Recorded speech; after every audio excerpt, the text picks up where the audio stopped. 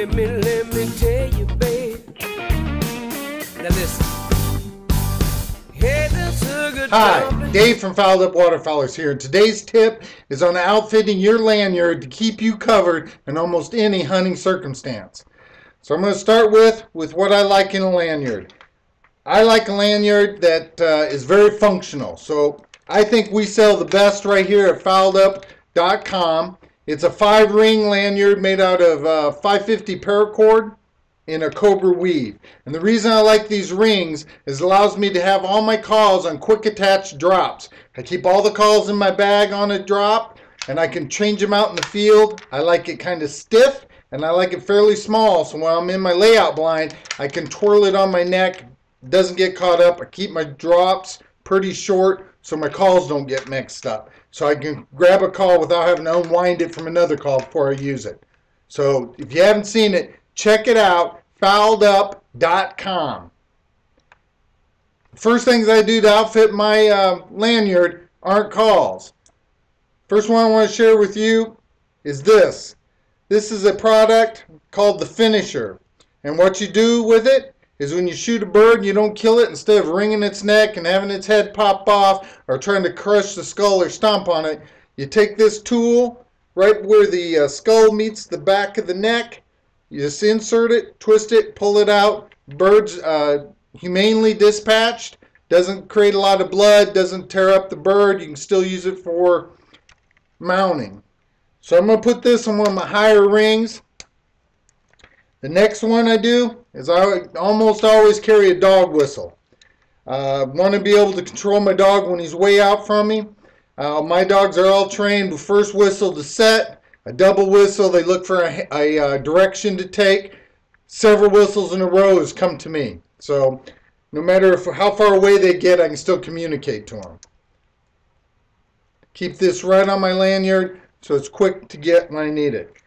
The third thing I keep on here is my Mojo remote. I usually have a couple of Mojos that I keep on remotes, primarily when we're getting in geese and ducks, so that I can turn them off when the geese come in so that the Mojo doesn't spook them. So that's kind of my non-calls on my lanyard. Next thing I do is I look at my duck calls.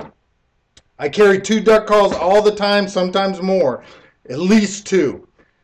I carry a straight down games call, Vengeance. It's an acrylic call.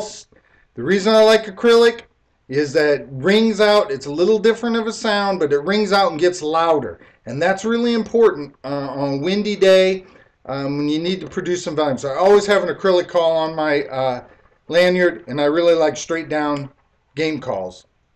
The next one is I have a single reed wooden call.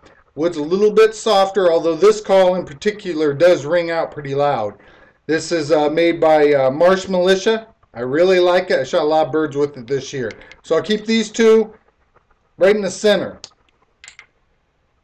Next, I'll keep my goose calls. Now I always take goose calls with me. Same thinking on it. One, I want a good acrylic goose call. Acrylic in a goose call snaps and gets louder, and you can reach out with it, and there's a crack in it that comes out of an acrylic that I don't think you get out of wood.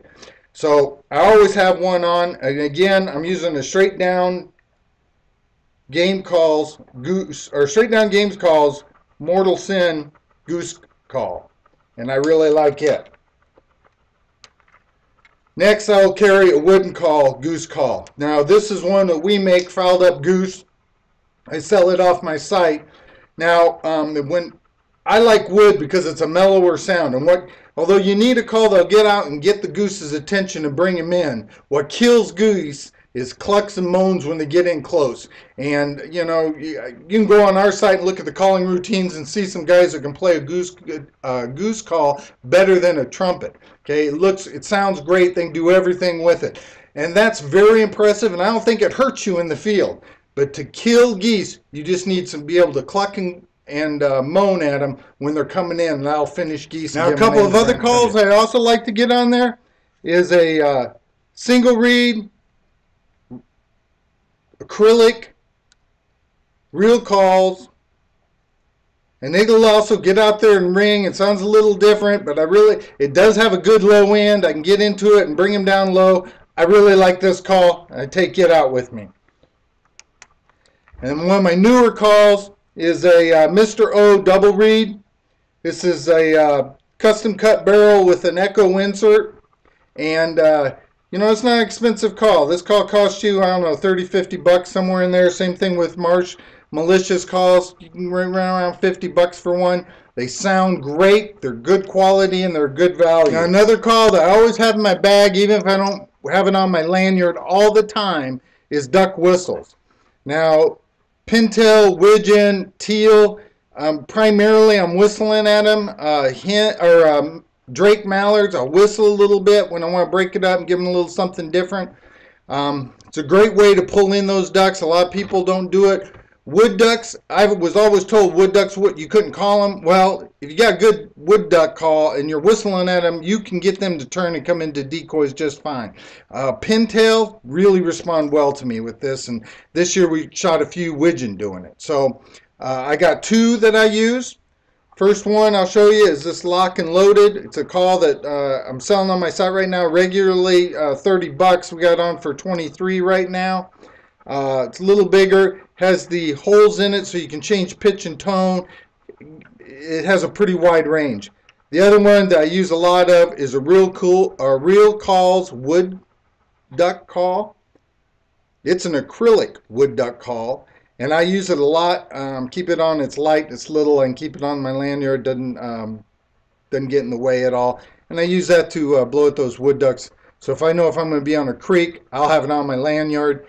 If I am not necessarily expecting them, I'll have them in the bag. And if I start seeing a lot of pintail or teal, I'll pull it out. So head on over to filedupwaterfowlers.com, calling routines page. Check out all the custom call makers and listen to some great calling routines. If you're like me, and I think you might be, you don't want to have this exact same call everybody else in your group has. Do yourself a favor. Go pick yourself out a custom call that you can be proud of.